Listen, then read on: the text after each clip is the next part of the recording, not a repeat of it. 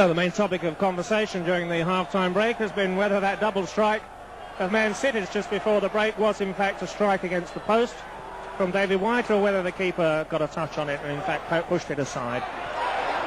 No doubt that Paul Lake's follow-up did hit the woodwork, but without the benefit of replay here, all we know is that Man City went jolly close. But it's Brentford here that start the second half leading by 2 goals to 0.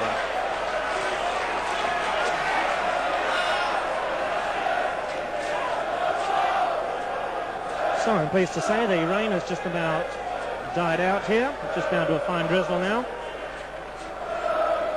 And the pitch hasn't cut up as much as I thought it might. So Brentford now defending the goal away to our left, and this is keeper Parks.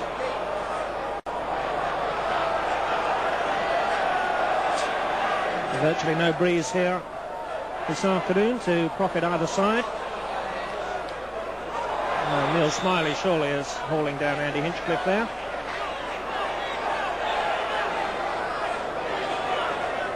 Now real expectation all around us during the half-time interval that Brentford are on their way into the 5th round here. They've just got 45 minutes in which to hold out and protect that 2-0 lead. The one thing they don't want to do, of course, is concede an early goal in the second half. The Man City supporters, who were silenced after the first 10 minutes when Gary Blissett put Brentford ahead on the 10-minute mark, will they have something to sing about, I wonder, in the second half, or has their long trip south been in vain? First corner then of the second half to Manchester City. Gary Blissett jumping with the number 11 Wayne Biggins, and the referee decides another corner. For me, Man City's major threat in that first half came from the flying winger number 7 David White, and they'll have to get the ball forward to him much quicker and earlier in this second half if they're to create some real danger of their own. This time off the head of Evans, and another corner, this time from the left.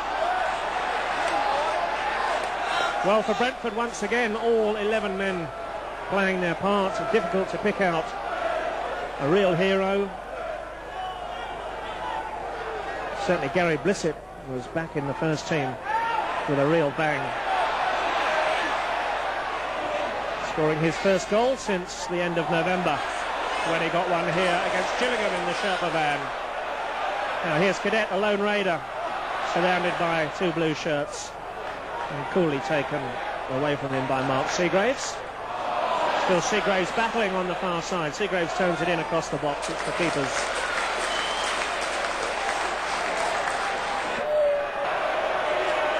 There's manager Steve Perryman in his usual position, just up alongside the press box. Well, Steve's feature's not giving too much away, but I'm sure he's quite happy with his team's position.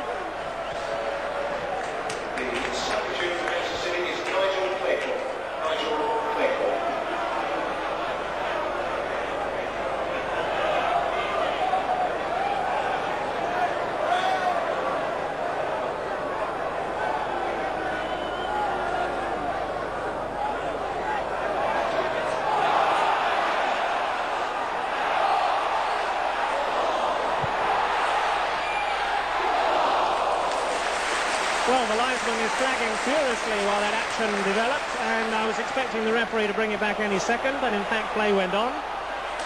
And I wonder, had the shot gone in, if it would have counted, because the linesman still kept his flag up. Tremendous cross to the back post. But he can't keep it in, the sliding figure there of David White.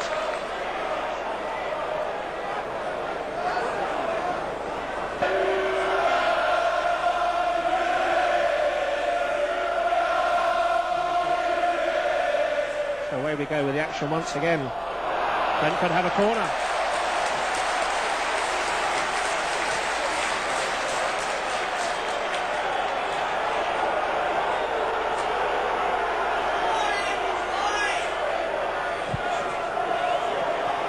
And in fact we've just counted the numbers again, and Paul Lake is still on the pitch. My apologies to him. And it's Mark Seagraves, the number 2, who's gone off. So there we go, a defender off for an attacking player. And Andy Dibble wasting no time, looking up and trying to pick out David White. The ball breaking for Trevor Morley and sticking in the mud. Now the linesman's flag stays down, and Sinton gets to this ball first. There'll be danger. Play on, says the referee. Andy Simpson looks in vain for a free kick. And the referee decides a goal kick. Well, my eyes immediately went to the linesman there to see if Brentford would be flagged offside. In fact, the flag stayed down, although Sinton just got to the ball before Andy Dibble. He went flying, the ball went out of play, and the referee decided it's a goal kick.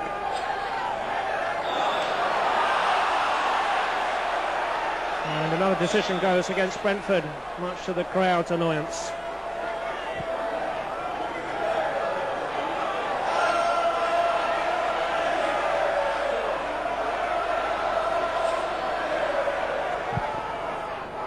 Free kick in by McNabb. Trying to turn in the box. Just wide of the angle from Trevor Morley. And the first sign of why this young man is rated at £200,000 there. And Paul Lake, in fact, is filling in now at right back for Mark Seagraves. That's why we couldn't spot him in the front line.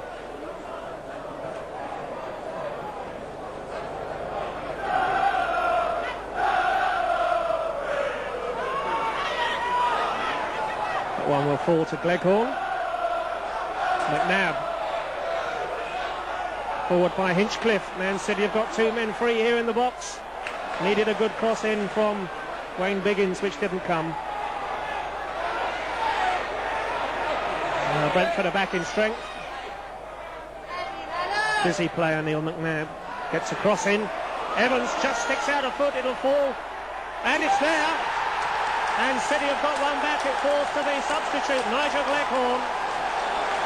Terry Evans just poked the cross out to the edge of the box, and the number 14 had time to swing a left foot wide of Tony Parks into the bottom corner.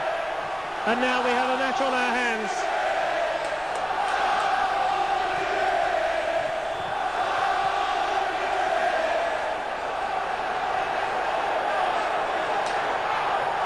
And once again, the impassive features of manager Steve Perryman.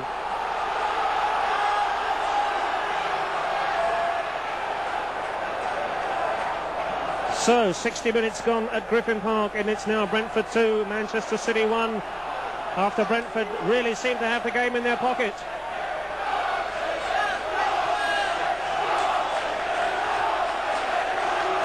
And Mel Machin's substitution has worked wonders. City claw their way back into the game.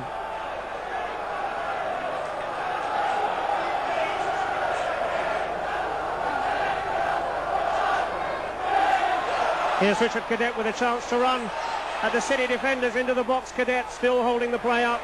Now he's looking for a man over. It's Gary Blissett. Blissett hard by the touchline. Settles for a corner.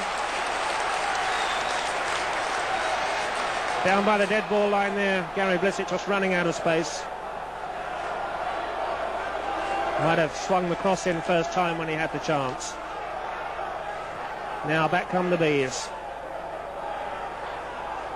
And the normal ploy from right wing corners, taken of course by Alan Cochrane, is to pick out the head of Terry Evans.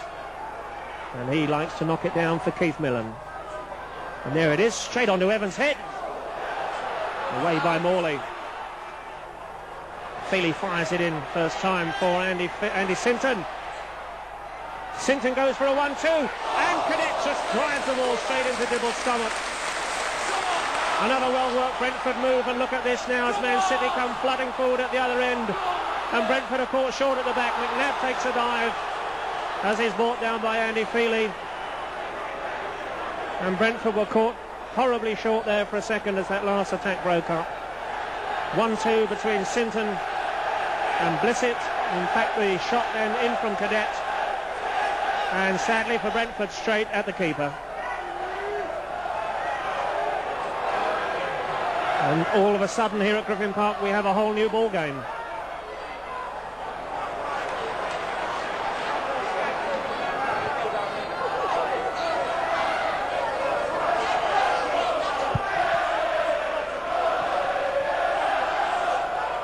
And it's the turn of the Man City supporters to sing. Hacked forward from midfield by Jones. And Steve Redmond with Richard Cadet at his shoulder